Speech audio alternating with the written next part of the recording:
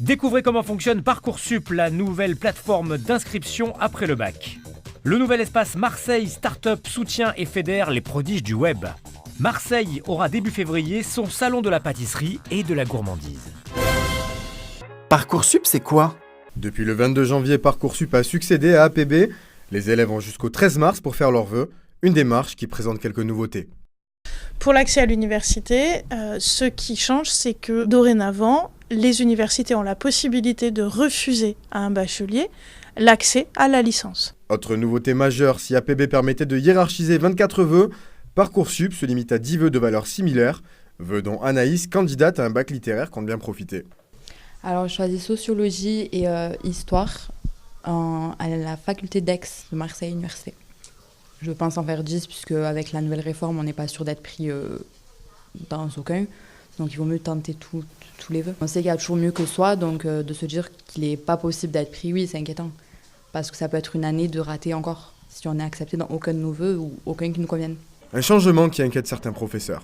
Si on n'augmente pas massivement le nombre de places à l'université, très vite on va avoir une démarche de sélection. Le baccalauréat est le premier grade universitaire, il doit le rester. C'est donc une impression de concurrence qui se dégage, mais il faudra attendre l'année prochaine pour tirer les premières conclusions. Ils sont jeunes entrepreneurs et grâce à Startup Marseille, ils ont pu développer leur entreprise. Située en plein centre-ville, la première hacker house de la région propose des espaces de coworking, mais aussi des hébergements à bas prix. En fait, l'idée, c'est de monter une communauté qui va permettre aux gens du numérique, à des start-upers, à des freelances, de travailler ensemble. Et c'est un peu une mise en commun de moyens.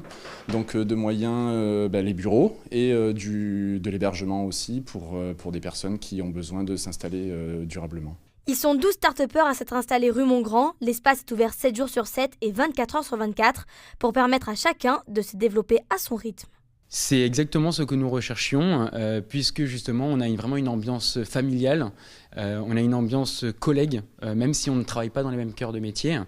C'est vraiment quelque chose qui pour nous semble important, de pouvoir échanger, d'avoir des points de vue différents sur les projets qu'on va aborder et de pouvoir en fait discuter en toute confiance avec les gens, puisque on va avoir plein de points de vue différents entre du graphisme, du web pur, etc. Et ça va nous permettre en fait de faire évoluer les projets de chacun en apportant à chaque fois des points de vue et des compétences diverses.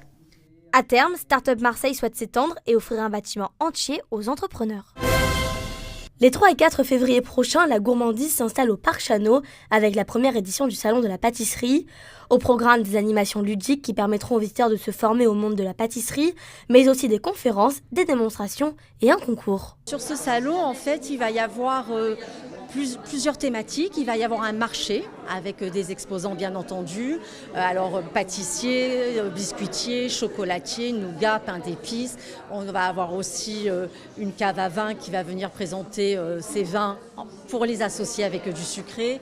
On va avoir la librairie Maupetit. Il va y avoir un espace que nous appelons la place des grands chefs. Il y a une grande cuisine qui est montée avec des pâtissiers qui se relaient sur les 2 jours, toutes les heures et demie, et qui viennent partager une recette, leurs astuces, leurs secrets devant les visiteurs qui pourront s'installer et assister librement à ces démonstrations. Et justement, de nombreux pâtissiers ont répondu présent. On a Serge Billet, on a Philippe Second, Clémentin Torres, on a Clément Higgins, on a aussi des chocolatiers qui nous rejoignent.